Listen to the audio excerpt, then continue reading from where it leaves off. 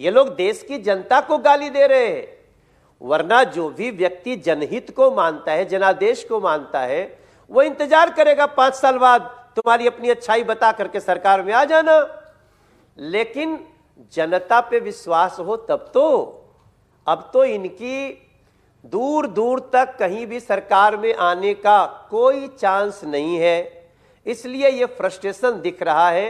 ये अब सर पे, ये अपने दीवार पे अपने सर मार रहे हैं, ऐसी ऐसी साजिश कर रहे हैं। लेकिन आज बड़ी दुख के साथ में बोलूंगा कि हमारा भी तो अधिकार है, हम भी एक सांसद हैं। हम अपनी नॉर्थ ईस्ट दिल्ली की बातें रखना चाहते हैं, हम कई समस्याओं को लाना चाहते हैं। हम देश में घूमते रहते हैं मीनाक्षी, जब कुछ लोग हमको बोलते हैं कि भाई साहब ये मुद्दा आना चाहिए, हम वो सदन में रखना चाहते हैं 0 आवर में। सब कुछ धो दे रहे हो सिर्फ अपनी जिद में कि देश की जनता ने आपको नकार दिया। तो मैं आज भी जो अभद्रता इन्होंने अभी आपने जो टीवी पे सुनाया, आप सोचिए, इसके बावजूद भी अमित शाह जी कहते हैं आप बहस शुरू करो, मैं बैठूंगा, अंत में आज जवाब दूंगा। लेकिन इनको जवाब जब सुनेंगे तो सारा भेद खुल जाएगा ना कि सच्चाई क्या है। इनका रिंग मास्टर आपको क्या लगता है विपक्ष का? मनोज जी, विपक्ष का रिंग मास्टर या यूं कहें आज के इस पूरे एक्ट का मदारी कौन है? राहुल गांधी हैं।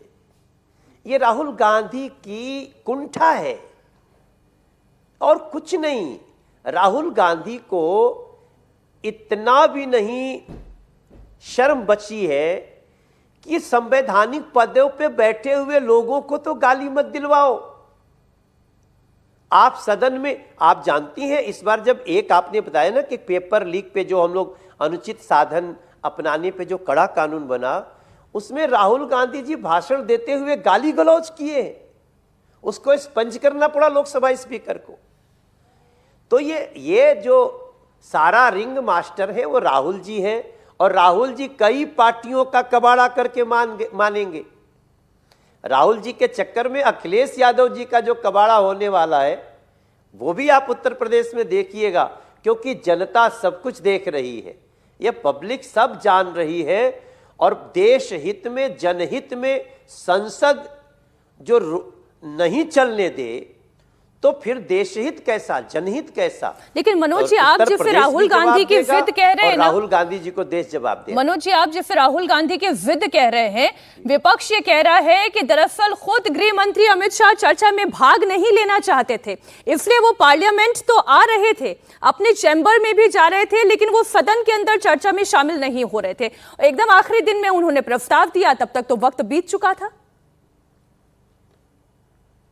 देखिए, मैं एक शब्द प्रयोग करूंगा इन मूर्खों को, ये जो ये बात कह रहे हैं इन मूर्खों को, कि लोकतंत्र की एक परंपरा है, जब चर्चा होगी तभी तो संबंधित मंत्री रहेगा। अब शिक्षा की चर्चा हो रही है, तुम कहोगे गृह मंत्री बैठे, ये कहां से मूर्खता लेके आ रहे हो? ये कहां से माननीय कहलाने लायक लोग हैं? और हर दिन अमित शाह जी हर दिन सदन आकर के बैठ रहे, चर्चा होगी तभी तो बैठेंगे। उन्होंने तो पत्र तक लिख के दे दिया कि आप चर्चा कराइए, हम बैठेंगे। लेकिन चर्चा स्वास्थ्य की हो और कहोगे कि गृह मंत्री बैठे, इस मूर्खता का कोई और छोर है मीनाक्षी? हमको तो समझ में नहीं आया।